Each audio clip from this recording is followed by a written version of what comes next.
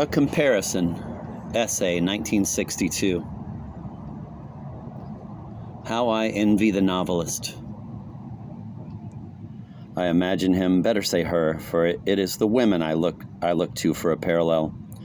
I imagine her then pruning a rose bush with a large pair of shears, adjusting her spectacles, shuffling about among the teacups, humming, arranging ashtrays or babies, absorbing a slant of light, a fresh edge to the weather, and piercing with a kind of modest, beautiful X-ray vision the psychic interiors of her neighbors on trains, in the dentist's waiting room, in the corner tea shop.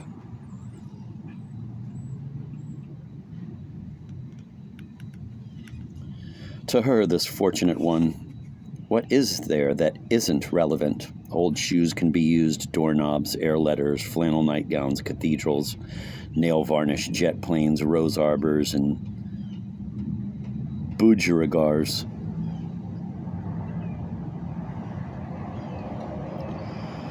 Little mannerisms, the sucking at a tooth, the tugging at a hemline, any weird or warty or fine or despicable thing. Not to mention emotions, motivations, those rumbling, thunderous shapes. Her business is time, the way it shoots forward, shunts back, blooms, decays, and double exposes itself.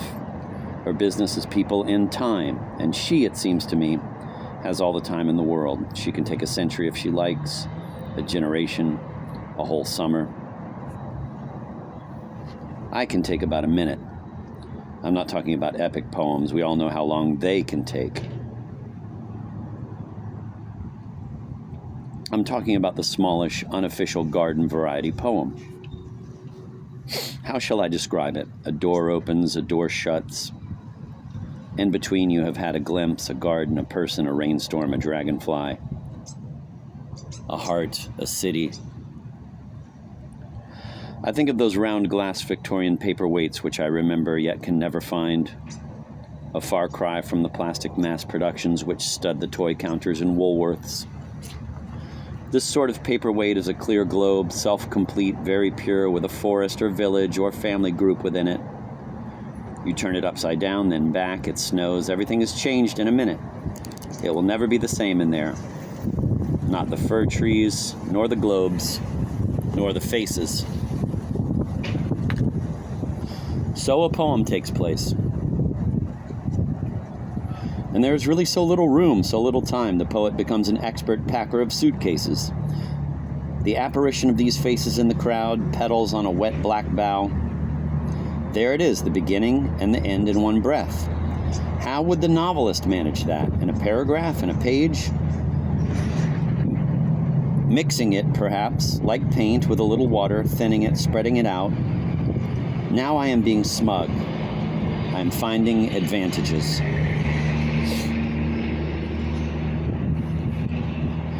If a poem is concentrated, a closed fist, then a novel is relaxed and expansive, an open hand. It has roads, detours, destinations, a heartline, a headline. Morals and money come into it. Where the fist excludes and stuns, the open hand can touch and encompass a great deal in its travels.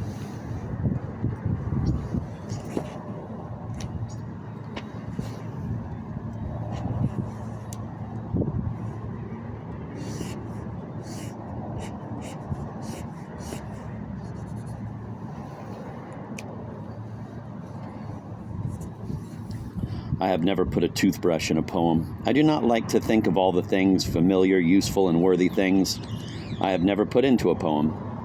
I did once put a yew tree in, and that yew tree began with astounding egotism to manage and order the whole affair.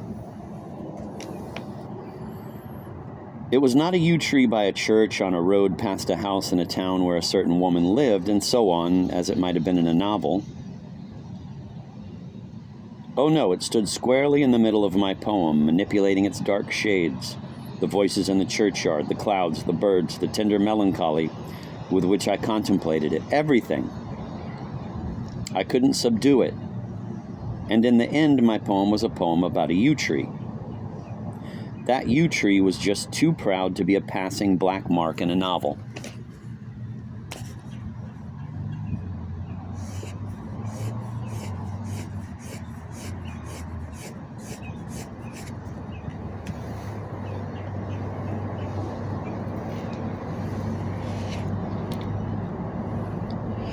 Perhaps I shall anger some poets